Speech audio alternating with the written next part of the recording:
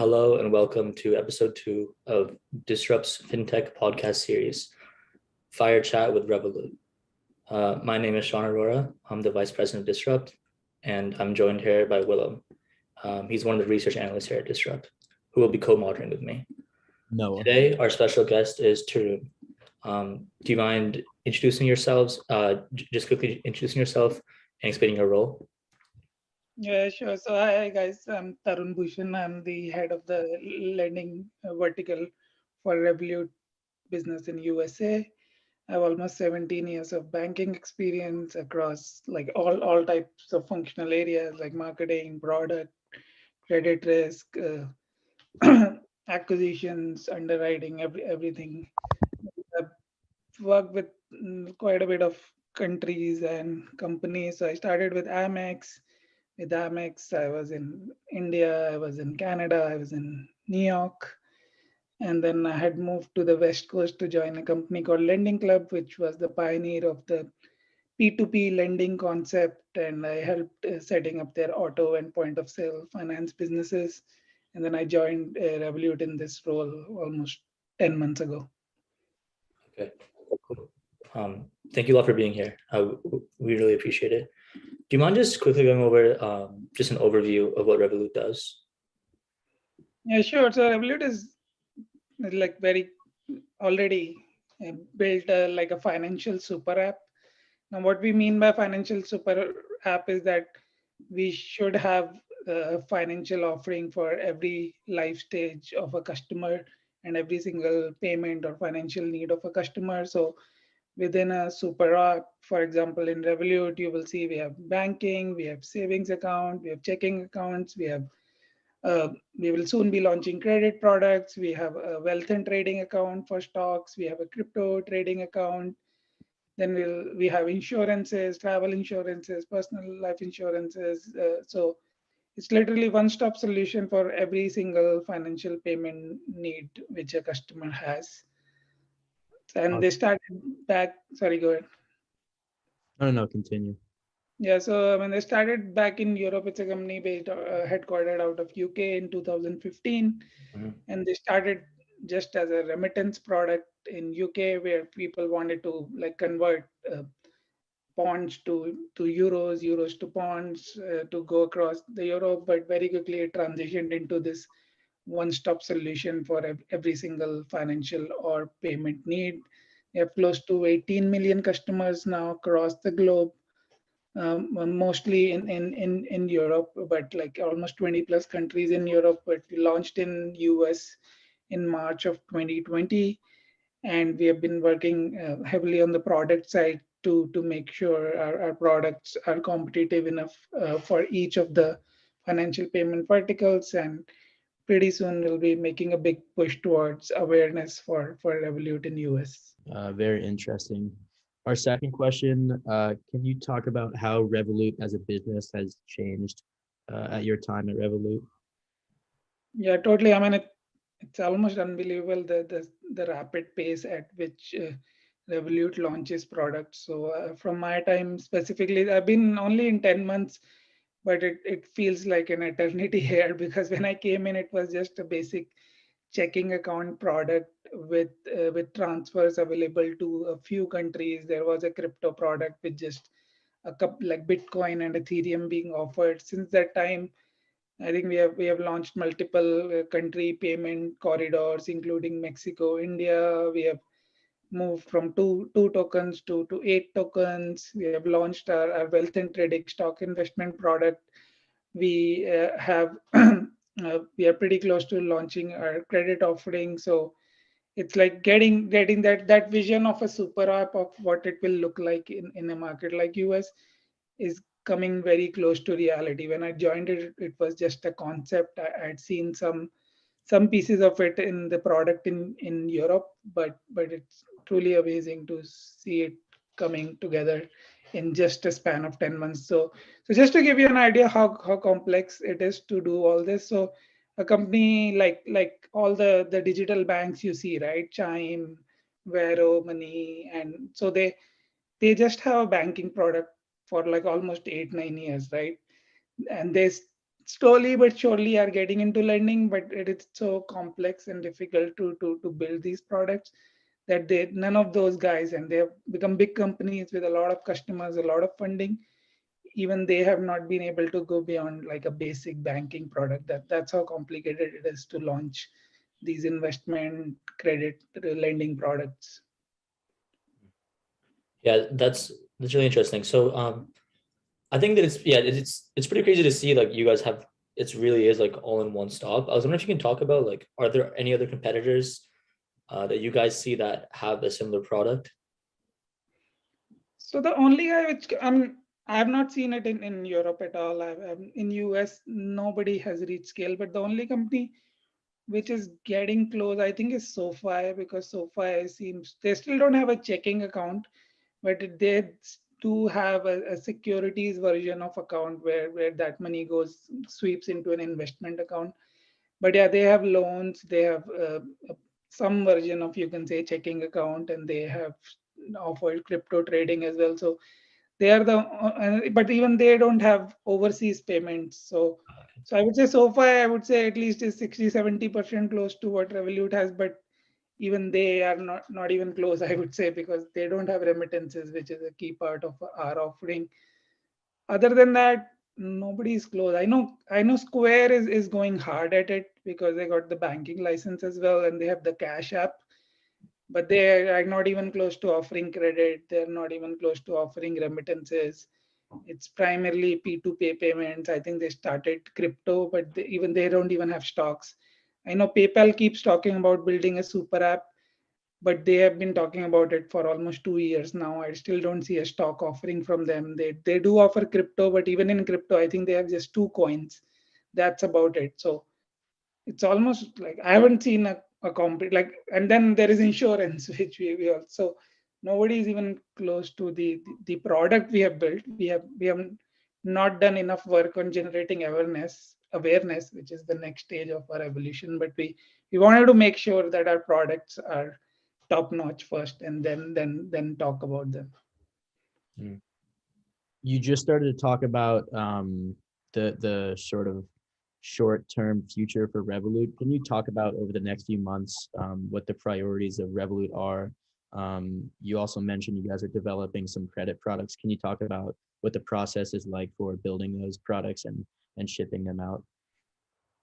Yeah, sure. So I mean, in the immediate future, yeah, we definitely would like to like go towards like getting like market ready product for credit. We already have started testing the prototype which we have, and will take rigorous tech testing and consumer testing to get to the final version. So that's pretty much the plan. Lending is a huge focus area for Revolut globally. So, and US has one of the biggest, not one of the biggest, the biggest lending markets in the world. So we are focusing quite a lot on developing offerings. In terms of how we go about it, so the way it works is, so we already have launched credit products in a couple of countries which do not have credit at scale, but that pretty much becomes the core of our offering, right? That's, or you can almost say that's the heart of the basic product infrastructure for credit we have. And then comes the role of like customizing it for US, because US has its own set of intense regulations which you have to adhere to before offering a credit product. So with that core value prop in mind, we now begin to localize it, as we call it, right? And what is awesome is that I mean, generally what happens with companies, they start in one country, they start with one product, and then as they become successful, they keep adding products, they keep adding countries, right?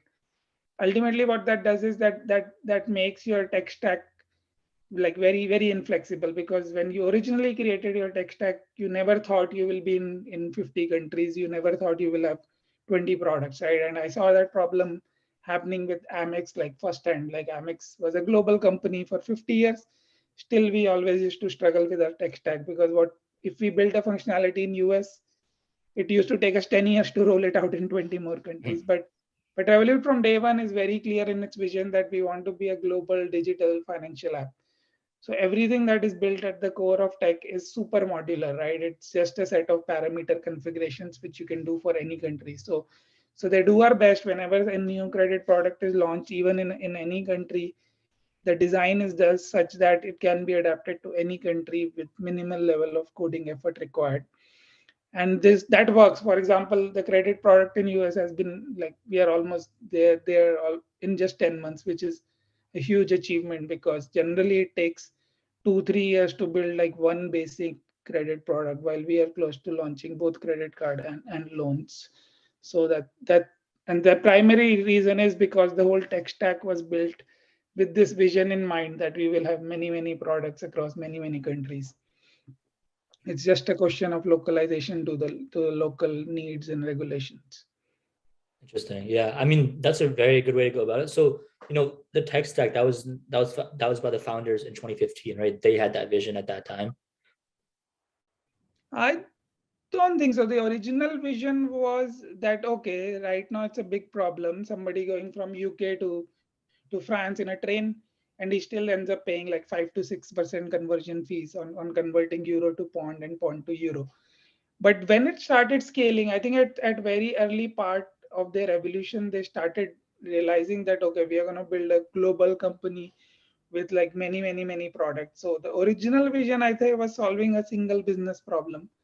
But the moment they started scaling, they very quickly realized about this global banking opportunity. So I would say sometime in 2017, they were very clear about this global vision of a global digital, like you can almost call it a global, like a digital Citibank or digital HSBC, right? Okay. Right. Every single product. So yeah, so that helped a lot because they are very clear about it. Okay, cool. Maybe quickly we can switch over to the topic of crypto just for a few questions. A famous VC out in California, Andreessen Horowitz, said a long time ago that every company will be an internet company. Now they're saying that every company that's an internet company will now be a crypto company. I was wondering how you feel about this statement and if you agree or disagree with it. So that's evolution, right? So when you say every company will be internet company, doesn't mean every company is doing necessarily business or internet, right? It's the same thing with money, right? Every company needs cash or money or dollars to transact, right? Every single company needs to pay somebody or receive money from somebody. Now, what shape or form that money will take, that evolves over time, right? There was a time it was all gold standard. There was a time it was all this whole dollar settlement system came in there. So ultimately then cash started replacing with plastic money. People started swiping cards. Now ultimately I'm pretty sure crypto will come in. It's a very genuine, I mean, forget about the gambling which is happening generally in so many cryptocurrency, but at the core of the concept, it's a more efficient way of enabling payments between parties, right? So I have no doubt that eventually world will move to some kind of like crypto type system, which is basically a shared distributed ledger, as you might say that, right? With enough governance. So yeah, then instead of accepting money, I'll accept maybe some type of crypto. So yeah, every company will become crypto. Who needs to make payments? Who needs to receive payments? I can totally see that happening. It's just a question of providing enough security by the regulation agencies, and providing enough fraud security to people to create mass adoption. So yeah, I totally see it going that way. And now that doesn't mean that company is a crypto company. It just Yeah. they use crypto to settle payments, right? That's it. Mhm. Yeah, your last point about how regulation would affect the way that every company will be a crypto company is I think really important, because I guess you were talking about how when you guys start to localize your product based on different countries' regulations or different states' regulations, the same needs to be true for every company that starts accepting payments in crypto. And I think that's a landscape that's changing quite a Yeah. bit right now. The next question is sort of a fun one. If you had 100 million euros, or I guess whatever currency you want to choose, to spend and no red tape on spending, how would you spend it? Okay, yeah, that's a good one. I wish that was true. Mhm. Yeah, I think again, let's stick to the finance. I mean, I have always been the guy who has a lot of ideas in almost every single experience I have for any product in the world, but let's stick to the financial world. I almost feel like in today's world, there is so much data which is available on a single individual. It's still shocking to me how much friction there is in a banking interaction, right? Be it opening a banking account or getting a mortgage or getting a loan. I don't understand why that is still there. I think it's just a matter of time, because now, like, with all these fintechs coming in, they are focusing on like removing customer friction. Things I can see things changing rapidly, right? Because the original banks, like, at least attitude was that I am doing a huge service to the customer by either giving him money or keeping his money safe, right? At least in US I felt that, right? Now that whole attitude is completely disrupted with all these fintechs coming in and saying, no, no, no, let's think first about the customer need. Let's solve the customer friction, and then eventually we'll figure out a way to make money, right? As long as I have the customer's attention, right? But I still feel like there is a lot of friction out there in spite of so much data being there, right? Like to give you an example, like I applied for a mortgage a year ago. It took Wells Fargo freaking 30 days to approve the loan, right? Which in my mind, like, the kind of data they could have had access to, they should have done it in like 10 seconds in my mind. Or what do they need, right? They need whether I make enough money. Okay, they could have asked for my salary banking account access. Companies like Plaid, Finicity, Yodlee, they enable that in real time nowadays, right? They wanted to look at my assets, like how easy it is. The same solution like Plaid, Finicity is available for my investment accounts also, right? So I don't understand why they had to ask for photocopies of my bank statement, whether I like defaulted on rent or not. Like, it just made no sense to me. Like, and then they were like, there was one trade line for which I didn't provide it statement, so the underwriter kept haggling me for that trade line statement, which was a $500 store card.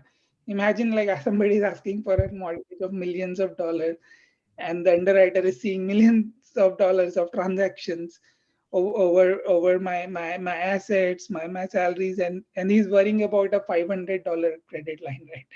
That tells you that the finance industry, or at least the loan industry, is still not where it can easily be. So clearly, maybe it's a question of will, and maybe it's a question of nobody is like understands everything enough to solve for it, or maybe doesn't have enough money to solve for it. But I think $100 million is enough to truly create a credit product solution which is like completely frictionless. All I need is, think about it, there are enough companies now which can even get your name, address through your phone company now. So all I should need is one-time password, or maybe one selfie of yours from your phone, and rest of the steps of the application should be all done through data, real time, completely frictionless. Okay, so your application should look like, okay, give me a selfie of from your phone, and I will send you an OTP on your number. Give me your phone number, and that's it. Nothing else. I was just a quick note that's relevant, but I was talking to a professor a few days ago, and one of his research projects um, compared like traditional lending, when traditional banks lend to individuals, versus when fintechs like Lending Club lend to individuals using alternative data rather than like the traditional data that a bank will use to underwrite a loan. And he actually found that the people who borrow from fintechs on average are more likely to default on their loan if the time that it takes for them to receive the loan is less. So he basically explained that if someone it needs a loan in 24 hours or 12 hours, then it's more likely that they default on their loan and they're unable to repay their loan, because he asked the question, like, why would someone need $10,000 in 12 hours or 24 hours? Like, what does that say about their spending habits versus someone who might have to wait 3 weeks for a traditional banking loan? So I think, first of all, it's not that easy to do that analysis because there are so many factors which go into somebody asking for a loan, right? How do you control for each of them and single out that, okay, it's only the time in which the loan is dispersed, that factor alone is causing the higher default, right? It's almost impossible to establish causality. Having said that, when somebody is asking for a loan, I've never seen somebody saying, I want the loan now. But I have not seen somebody not being happy if I give it right there, right? So when the fintechs are trying to give a loan fast, I don't think like it's about that, oh, the customer needs the loan immediately. So it's more about just giving him a wow experience, right? Because like if you are a customer, definitely you don't need the loan immediately. I don't know if you need it because that question is never asked on the applications, right? It's just a question of like, won't you be so happy if I just give it to you like right there, right then, versus okay, you will take 3 days for money to receive you, right? So I don't think anybody is like that fact alone cannot have any impact on default rate in my view, right? Because it's not like the customer is asking for it. So we know it's us trying to provide a great service to the customer by doing it real time, right? I see. Yeah, this is an interesting topic. I'm glad that you answered it so well because it was cool to hear about how you spend the money, and hopefully you win the lottery or something and you can create that. I also wanted to hear about the most important thing that you've learned in your life and what your life was like before learning it, and then how your life changed after you learned this. Yes, one thing. So I've given it some thought. One thing which has completely changed my life, and that happened, I would say, only 3 years ago. And when I tell people, they think I'm becoming too spiritual, but the reality is, like, you have to make a very conscious effort in your life to be to be focusing on yourself only. Okay, be it in your career, be in your life, like what do you really care about, right? You should not have your life like happiness or success be defined by what is happening in other people's life. And this is a very common mistake all of us always. When we are in college, we are worried about what is my grade relative to the peers. When I'm in office, I'm worrying about, okay, this guy joined with me, got promoted faster, like, and maybe he joined some company which went to IPO, he earned $100 million. Like all these little things, like unnecessarily, like impact your happiness, right? And maybe, and it doesn't need to be like you're always sad. You're like for 20 minutes you're sad about it. You should always wonder like why should I really care, right? I know what I like. As long as I'm doing what I like and I'm getting the results which I expected, I should not be impacted by all this noise about other people's happiness. Just focus on your own happiness and what matters to you. And trust me, it is a very subtle thing and it sounds so obvious, but this realization, everybody gets to this realization at some point in life.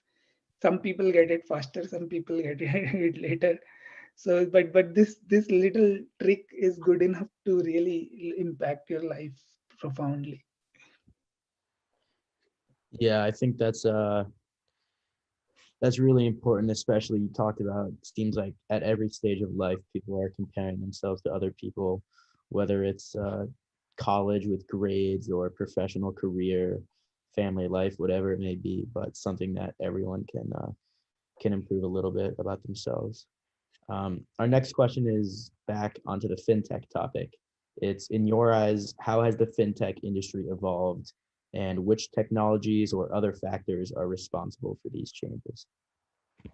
Yeah, so I briefly touched upon it. I think the number one reason, I'll come to technology, but the number one reason, like the way fintech has evolved, is this whole idea that okay, ultimately customer is the front and center of any product in this world, right? So even if it's a bank, it doesn't mean bank is doing a great service by just offering banking to anybody, right?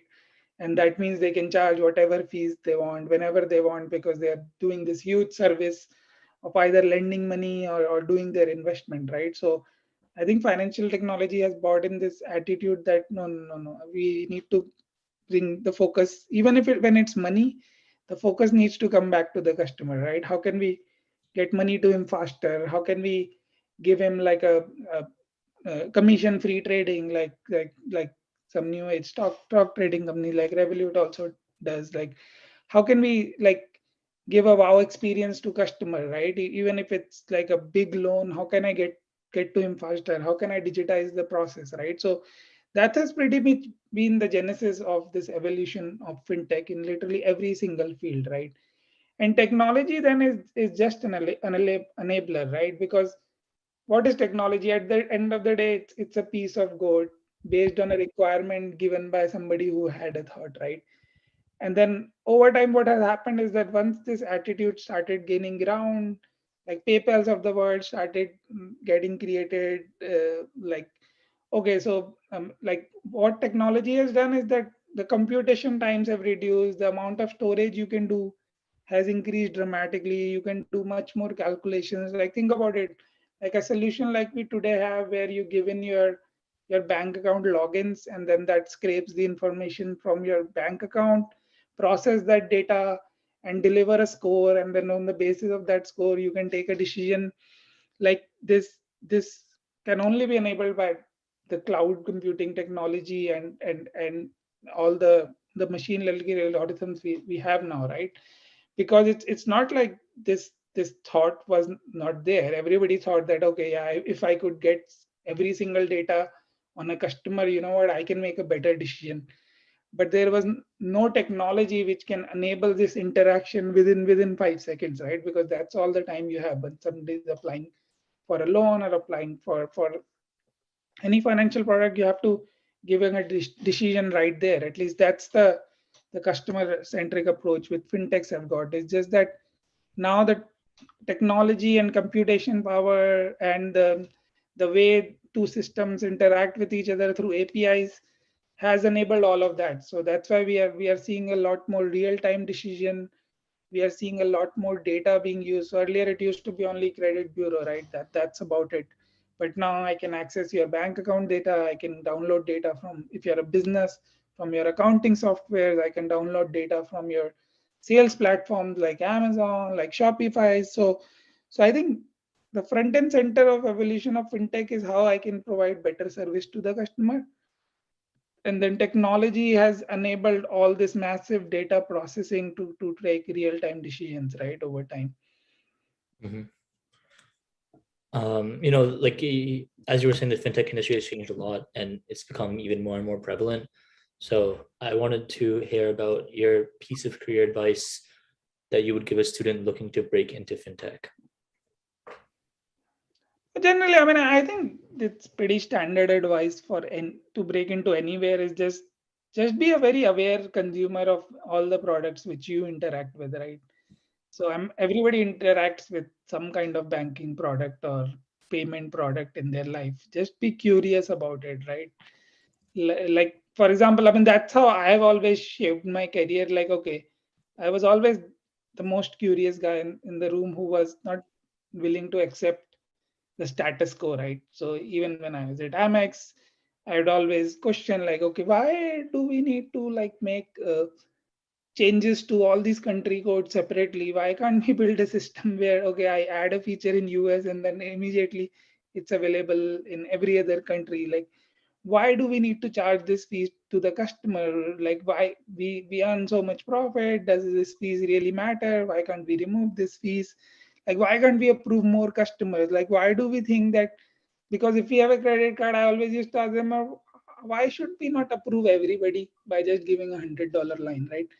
Why do we need to approve only 40% people, and while we want to maintain a certain level of line? Like, so just be curious about and think like a Mm. customer, right?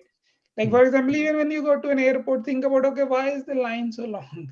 What can we do to reduce this security check line? Maybe some product will come out of that, right? just be a very, very aware and very like experiential customer of every single product. Like even when you ordered from or maybe think about it, how did DoorDash got created? Okay, somebody used to go get his food from restaurants. One day he was like, this is so irritating, right? Why can't I sit at home and the food comes to me? It's as simple as that. Same with true with finance industry. So when you take a mortgage, okay, why is it taking this bank 30 days to get me my home, right? Why can't, like, what can change in 30 days? Nothing can change in 30 days. So why is this bank taking 30 days to deliver the mortgage to the seller of the home, and I can move? It is wasting my almost 30 days of rent, right? Why can't there be a product where, okay, you apply for a mortgage and you can move in the house the next day, so that I at least save my 30 day of rent while waiting for this loan to process, right? So yeah, I mean, just be a very aware consumer. Like, just notice every single irritation you have had in life with every single interaction you have with any product in your life, right? And so many ideas and so many things will come out of that. And then when you get a chance, just question it around in that company, or whatever fintech, that okay, why can't we do it this way? Why can't we do that this way? Why should we? Why can't? How can we make the life of a customer more easier? And so, and just be the first hand guy who experiences all kinds of pain point, right? So that's the only advice which I have followed personally. Whenever I've changed a job, I've looked for, okay, what is the next business problem I think I can solve, and that's how I've followed it, and that's what led me to where I am. And I think everybody will appreciate that advice. I think it's also interesting that the biggest difference that I've observed between when I use traditional banking products and a fintech product is just that when I'm using a fintech product, the customer the customer experience is that much better, seamless, easier to use, faster, better UI. So thinking from the customer's perspective and trying to analyze the company from there is really fitting advice. Yeah, and that's where I think, I mean, Revolut is like thinking even ahead, right? So, for example, as a single product, like Robinhoods of the world do a pretty good job of investment, but what about the Robinhood's interaction with a third-party bank account, right? That is again painful when I have to move my money. But Revolut is just with this core principle trying to say, what if I can collate every single payment experience of yours so that it's one platform, everything flows through instantly, real time. And I think eventually that's got to work, right? Why should I have to open 5 different apps? Why can't I just do everything in one app? It's only a matter of time. Our last question is a little more broad, and feel free to take this wherever you see fit, but it's how do you define success? Yeah, so I mean, like I said, so for me, first of all, success is a very personal concept, right? That I define success purely on the basis of what I like doing and what makes me happy doing. So for me, and it changes over time, right? So when I was in college, I majored in economics. For me, success was getting a job where I can actually use what I actually studied in college, and not do some general like sales job, marketing job. So I really wanted to build statistical models because in economics that's what I had studied. So that was success to me at that point in time. Then when I started doing modeling, I enjoyed it for a few years. Then I was like, okay, I really want to manage a product portfolio, like from a profitability point of view, rather than just being an input in model into some decision which is going to be made. So then, okay, I decided to move to Canada and became a product owner for a balance transfer portfolio. So then I thought, okay, I've done a little bit of modeling, I've understood in product, but I've never really understood, because I was in a banking industry. I should know how the credit risk decisions are made, right? Because a big part of a credit product is how much limit somebody has, or how much spend they can do on their card. So I said, okay, I will be great if I can get to join a team which takes underwriting decisions. So I went to New York, and that was my success. So all I'm saying is, like, success is a very like point in time concept and very purely personal oriented. Uh, like a success, like at some point was like, okay, I have had a decent career. I love my family, but what about, like, I think I'm ready to have a kid now. That's success to me, to raise a new human being from scratch. Okay, so then that was success to me. So it's a very point in time, purely like restrictive, personal kind of concept for me is success, and Hmm. it keeps changing. It keeps changing all the time. Hmm. Nice. Yeah, I think that's a really good point to make, is that like success is just about like where you are and like how you see the next step will be. So that was a really good answer, and I appreciate that. And I think the viewers will enjoy hearing that like success is really just like what you think of it and kind of where you are. But yeah, I mean, thank you again for your time, because that was our last question. We really enjoyed this, and yeah, we're grateful for your insights and your answers to our questions. And we wish you and the rest of the Revolut team the best, and we're excited to see what happens in the future. Thank you. Thank you, guys. Happy to be your guinea pig in your early stages.